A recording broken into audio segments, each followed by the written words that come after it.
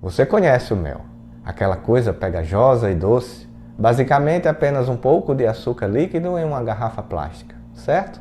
Errado. O mel é uma substância super potente para matar bactérias. E tudo depende do que as trabalhadoras abelhas colocam nele, de proteínas imunológicas ao próprio açúcar.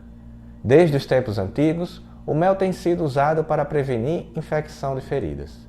E hoje em dia usamos versões purificadas e padronizadas de mel para combater infecções em hospitais. O mel tem 3 truques principais para combater as bactérias.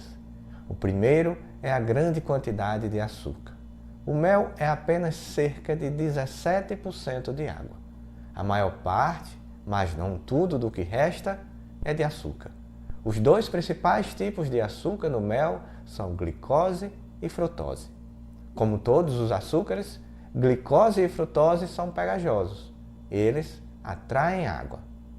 O mel é tecnicamente uma solução supersaturada, o que significa que contém mais açúcar do que normalmente se dissolve a certa temperatura.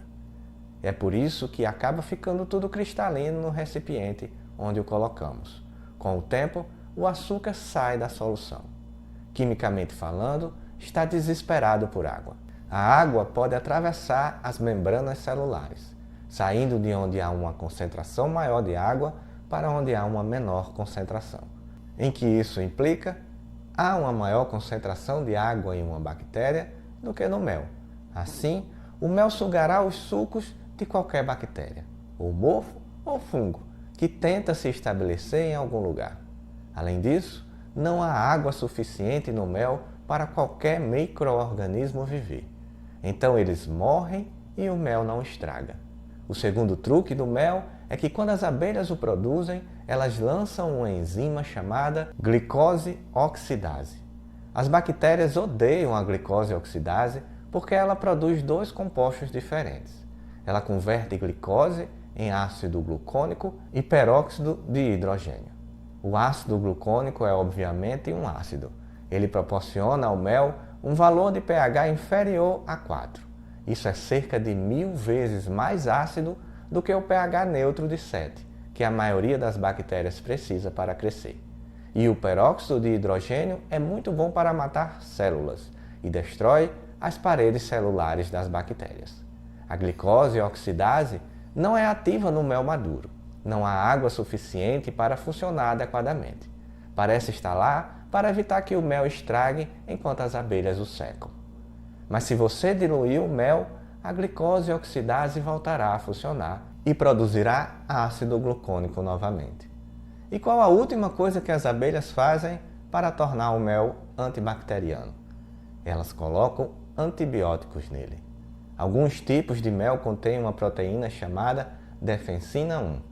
E sua função é exatamente o que o nome sugere: defender as abelhas.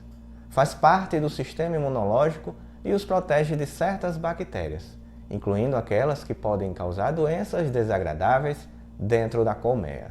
É produzida em uma glândula que as abelhas usam para fazer o mel, então faz sentido que encontremos essa proteína defensiva no produto final.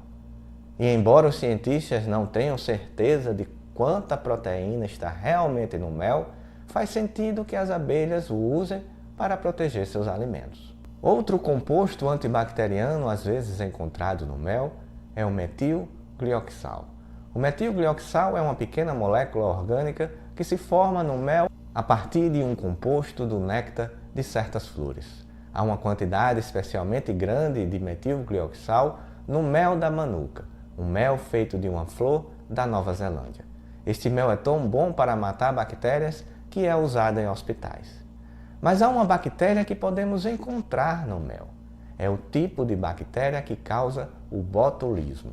As bactérias começam como esporos, que são muito difíceis de matar. Eles já estão secos, então as propriedades sugadoras de água do mel não os matam. E como os esporos não estão crescendo, eles não são afetados pela acidez ou pelos compostos antibióticos. A parte realmente perigosa das bactérias é a toxina botulínica que elas produzem quando crescem e tornam-se bactérias maduras. Menos de 100 nanogramas que são bilionésimos de grama, é o suficiente para matar um adulto. Cerca de 10% dos méis têm alguns esporos botulínicos neles. Mas como os esporos do mel não estão crescendo e produzindo toxinas, eles são inofensivos para adultos. Nosso sistema imunológico intercepta os esporos antes que eles comecem a crescer dentro de nós. Mas o sistema imunológico dos bebês nem sempre é capaz de matar esses esporos antes que eles comecem a crescer. Assim, em casos raros, a bactéria pode germinar e começar a produzir toxina. É por isso que não é seguro dar mel a crianças menores de 1 ano, mas o resto de nós não precisa se preocupar com isso.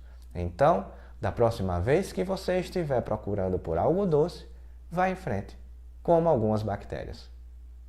Obrigado por acompanhar esse vídeo, seria um prazer sempre ter a companhia de vocês. Se desejarem, inscrevam-se e deixem um gostei para ajudar o canal e fazer com que novos conhecimentos sejam compartilhados.